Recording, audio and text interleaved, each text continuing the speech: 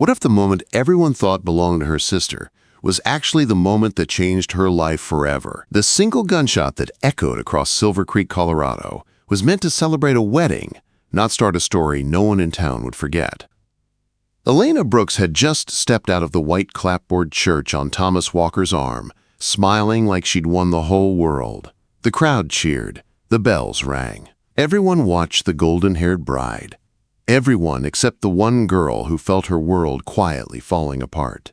Clara Brooks stood near the back, clutching a small bouquet of wildflowers so tightly the stems bent in her hands. She fought to keep her breathing steady. The town might have been celebrating Silver Creek's grandest wedding of the year, but her heart was heavier than the church doors behind her. Her mother nudged her sharply. "Smile, Clara. People are looking." Clara lifted her chin and forced a smile that felt nothing like her own. At 20, she was 2 years younger than Elena, but she was used to standing beside her sister like a shadow stands beside the sun. Elena was beautiful, lively, and charming. Clara was the quiet one. The girl with the chestnut hair, the soft voice, and the kind eyes people never looked at for long. Clara didn't want Thomas for herself. She found him proud and overly sure of himself, but she knew Elena didn't love him. She knew her sister had married for status, for comfort, for the picture-perfect life their mother dreamed of, and Clara couldn't understand why love didn't seem to matter anymore. The celebration moved to the Walker Ranch, where tables covered in white ribbons were set under cottonwood trees. Music filled the warm spring air. Clara stayed on the edge of the crowd while Elena danced gracefully, laughing with practiced charm, resting her hand on Thomas's arm just the way their mother taught her. Clara wished her sister happiness, but she couldn't help the ache that had been growing in her chest for weeks. Not one for parties? The deep voice behind her made her jump. She spun around and froze. The man before her didn't belong to any face she knew in town. He was tall and broad-shouldered, with dark hair that curled slightly at the ends and eyes so blue they reminded her of the mountain lakes she used to visit as a child. His clean-shaven face set him apart from the rugged ranch hands she grew up seeing. His posture was confident, but not proud. Calm, but watchful. I guess I'm just tired," Clara managed, feeling her pulse quicken for reasons she didn't understand. He nodded slowly, his gaze drifting toward Elena and Thomas. "The bride is beautiful," he said. "Yes," Clara answered, her voice low. "She truly is." "Your sisters," he said, not asking, just knowing. Clara gave a small, stiff smile. "Is it that obvious?" The stranger tilted his head, as if studying her carefully. "There's a resemblance, but it's subtle. You seem more plain," Clara finished quietly. She had heard it spoken, implied, whispered her entire life, but the man frowned, looking almost offended by the idea. "I was going to say more genuine," he corrected. "Your smile looks real. Hers looks practiced." Clara blinked. No one had ever compared her to Elena in a way that didn't leave her feeling smaller. The man extended his hand. "Jackson Barrett," he said. "Most folks call me Jack." She hesitated before placing her hand in his. His grip was gentle, warm, respectful. "Clara Brooks." "Miss Brooks," he said with a soft nod, "would you care to dance?" "I'm not much of a dancer," she confessed. "Jack," he corrected. "And neither am I. That makes us a perfect match." His smile disarmed her, and before she talked herself out of it, she nodded. The dance was simple and clumsy. Jack wasn't graceful, but he tried. And his effort made something warm bloom in Clara's chest. He asked her about her favorite books, her life at the general store, her dreams. He listened in a way no one ever did. "What about you?" Clara asked. "Where do you come from?" "Everywhere," Jack said with a quiet grin. "I've been guiding settlers across the frontier for the last few years. Just finished a long job. Thought I'd rest in Silver Creek a while." Quote. Clara found herself leaning in, drawn to his voice, his stories, the way he looked at her, like she was someone worth knowing. When the music ended and Jack stepped back reluctantly, he said, "I'd be happy to tell you more stories. Perhaps tomorrow. There's a quiet spot by the creek south of town." Clara knew what her mother would say. It wasn't proper, it wasn't appropriate, but nothing about Jack felt dangerous, except the way he made her heart beat faster. 2 o'clock, she whispered. Jack's smile widened, warm and bright like morning sun. I'll be there. For the rest of the evening, Clara kept finding her eyes drifting to Jack. Sometimes he caught her looking and offered a small nod that made her cheeks warm. Later, when Elena and Thomas left in the carriage, Clara watched them go with a mix of sadness and hope. Sadness for the love Elena didn't have, and hope for something she didn't yet understand. Beside her, Jack stood quietly. Strange thing, marriage, he said. Some folks do it for love, some for convenience. Quote, Clara wondered how he knew exactly what she had been thinking. And you? She asked softly. Which would you choose? Jack met her eyes, and there was no hesitation in his answer. I'd choose love, he said, every time. Before Clara could speak, her mother called for her. Jack tipped his hat. Tomorrow, Miss Brooks. 2 o'clock. Clara nodded, her heart fluttering in a way she had never felt before. And without knowing it, her life shifted in that single moment. A moment that began not at her wedding, but at her sister's. What if the man who saw you clearer than anyone else was also the man willing to fight the whole world to claim you? Clara woke earlier than usual the next morning. Sunlight streamed through her small bedroom window, warming her cheeks as she dressed with trembling hands. She told herself she wasn't excited, that Jack was only a traveler passing through, that this meeting meant nothing. But her reflection in the mirror said otherwise. She chose her blue calico dress, the one her father once said made her look bright and alive. She braided her hair neatly and tucked in the loose strands. She wanted to look her best, even if she didn't say that out loud. At the general store, her father, Joseph Brooks, noticed her checking the clock over and over. Something on your mind, Clara? He asked gently. No, Pa, she said too quickly, just thinking. He gave her a knowing smile. Met someone at the wedding, did you? Her face flushed. Yes. His name is Jackson Barrett. Joseph nodded. I've heard the name. Honest man, they say. Be careful with your heart, Clara. At 1:45, Clara packed a small basket with bread, cheese, and apples, then walked quickly toward the creek. Her heart pounded the whole way. Jack was already there. He stood up from a fallen log as she approached, brushing off his trousers. Miss Brooks, he said with a smile that softened his whole face. I was beginning to think you wouldn't come. You're early, Clara said. So are you, he replied. Maybe we were both looking forward to it. Quote, he had laid out a blanket near the water, and Clara felt a surprising warmth rise in her chest at his thoughtfulness. As they shared the food, Jack told stories of guiding settlers, crossing dangerous rivers, facing storms, and seeing beautiful untouched places. What about your family? Clara asked gently. Jack hesitated before answering.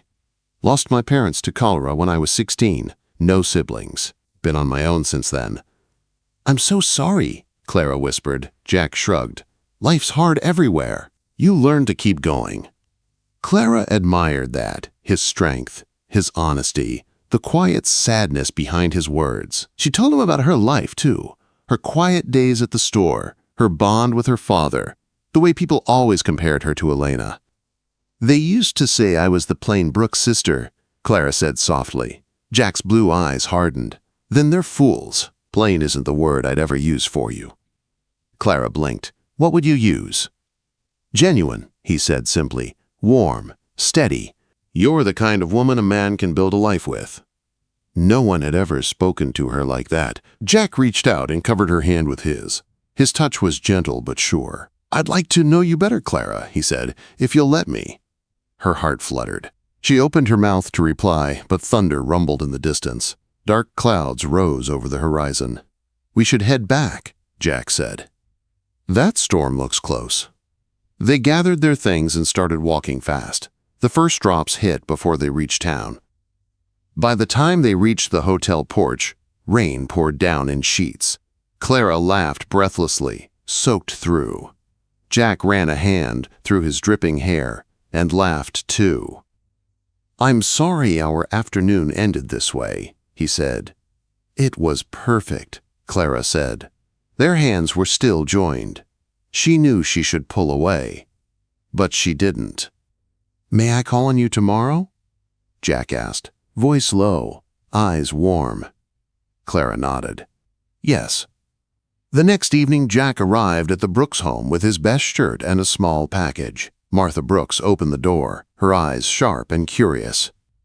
"Good evening, Mrs. Brooks," Jack said politely. "I've come to call on Clara." Quote, in the parlor, after greeting Joseph, Jack stood straighter than she'd ever seen anyone stand. "Mr. and Mrs. Brooks," he said firmly, "I wish to court your daughter, with your permission."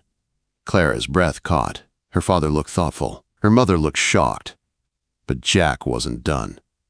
"I've put down payment on land west of here," he said. "Good grazing country. I mean to build a home there, a real future. I want Clara to be part of it." Clara felt her knees weaken. Her father nodded slowly.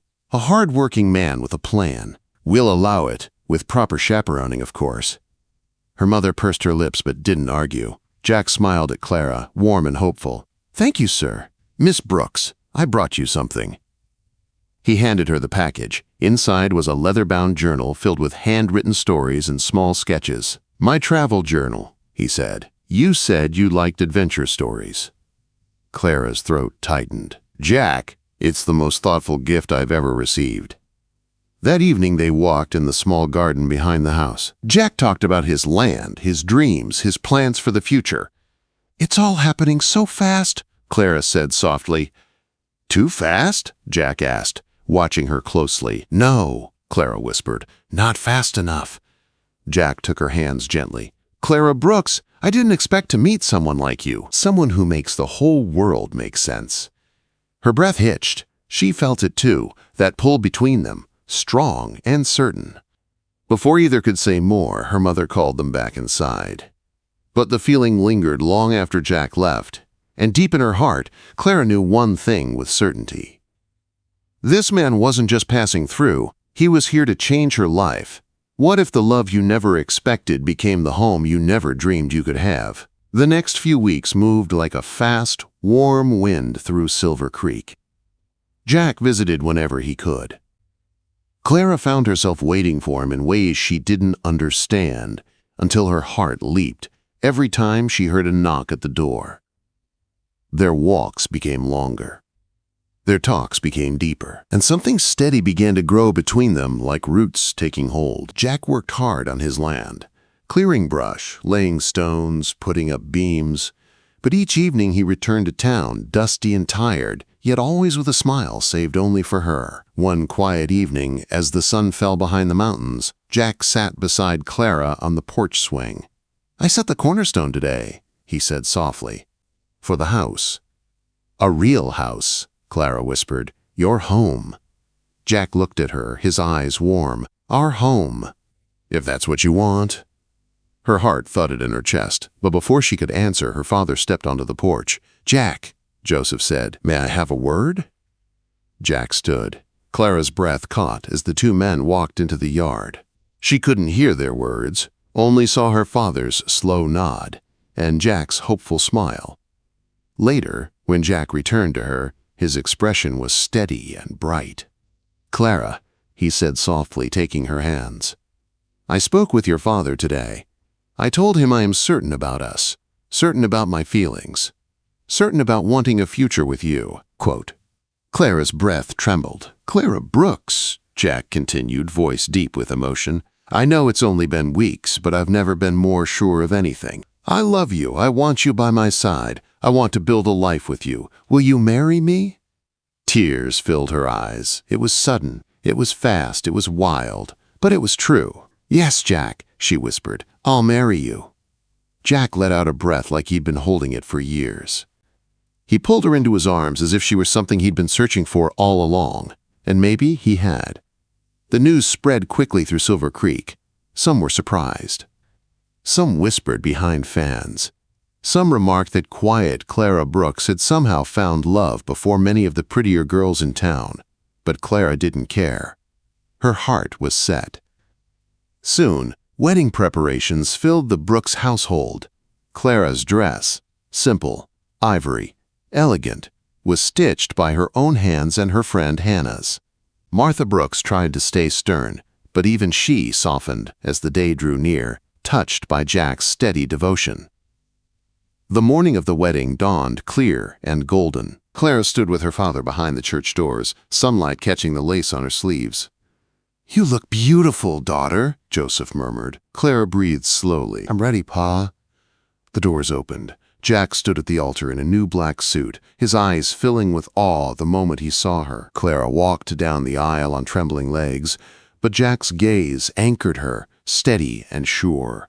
The ceremony was simple, pure, quiet, their hands joined, their vows spoken, his kiss soft and certain. And in that small white church, surrounded by wildflowers and warm light, Clara Brooks became Clara Barrett. The celebration afterward was full of laughter. Clara danced more than she ever had before, her hand always searching for Jack's and finding it every time. At one point, Jack pulled her aside, his voice gentle. "Mrs. Barrett," he whispered, "are you happy?" Clara looked at him, really looked at him.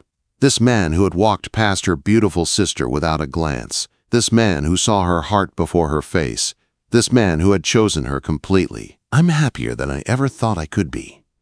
The next morning, Clara stood in a wagon beside Jack as they rode toward the valley he had shown her weeks before. Their home. Their future. When the house came into view, Clara gasped. Jack had decorated the porch with ribbons. A wooden sign hung over the doorway. "Welcome home, Mrs. Barrett." She pressed a trembling hand to her mouth. Tears filled her eyes. "Jack, it's beautiful."